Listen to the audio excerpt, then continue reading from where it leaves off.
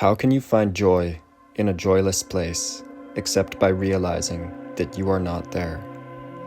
A Course in Miracles says this, and this quote reminds me of a Vedantic technique that I learned called neti neti, in which you look at all the things that you perceive and recognize that this is not you, because you are the one perceiving it. So it helps you to experience that you are the dreamer of the dream, rather than a helpless victim within it. Being a helpless victim is an experience that the world cherishes deeply, because in our way of thinking, it is what makes us safe. If we are a victim, then we are innocent, and we can call the people who victimized us the guilty ones. It's their fault. Look what they did to me. But this is all a trap to keep you stuck in the cycle of suffering. The ego is powerless to stop you if you don't listen to it. The ego tries wholeheartedly to keep you from ever looking at your mind, and for good reason. Your mind is where you make the decision between the ego and the Holy Spirit.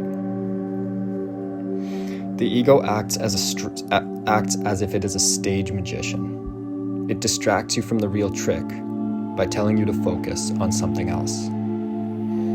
The real trick is happening in your mind, while the ego tells you to focus on the world. It's all the people that treat you unfairly, says the ego. They are the problem. If only things were different, then I would be happy. But it's a lie. The real problem lives in your mind as a decision that you are making.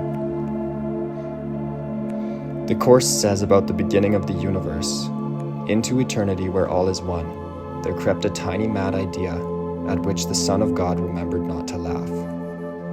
In his forgetting to laugh, did the thought become serious and capable of serious effects.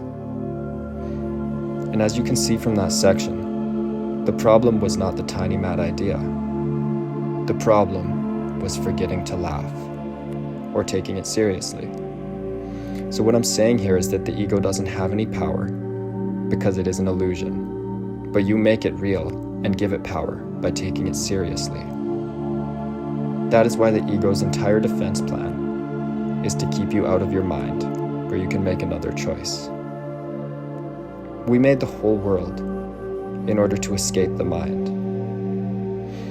That's why we don't even realize what the mind is. We think the mind is in our brain, but really this entire world is inside our mind.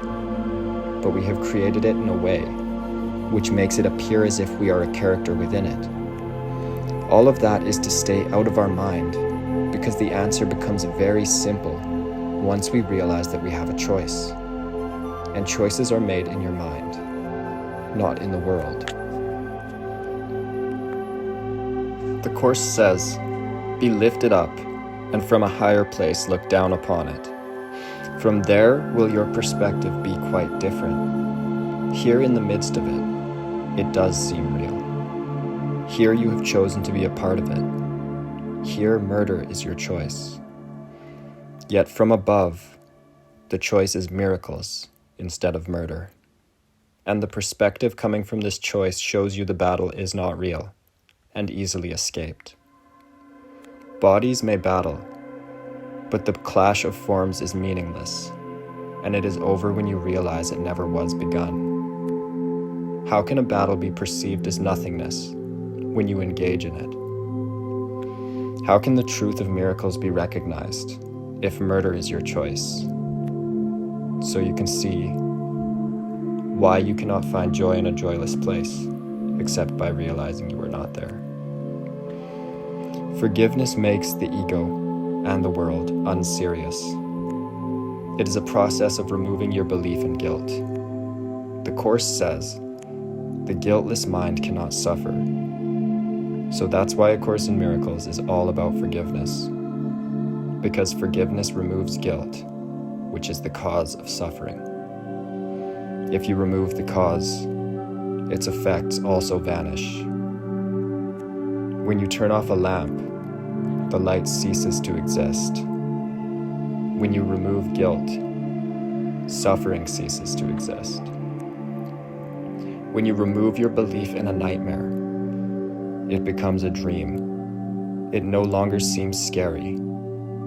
And then you are free to enjoy it for a while, before you wake up in peace.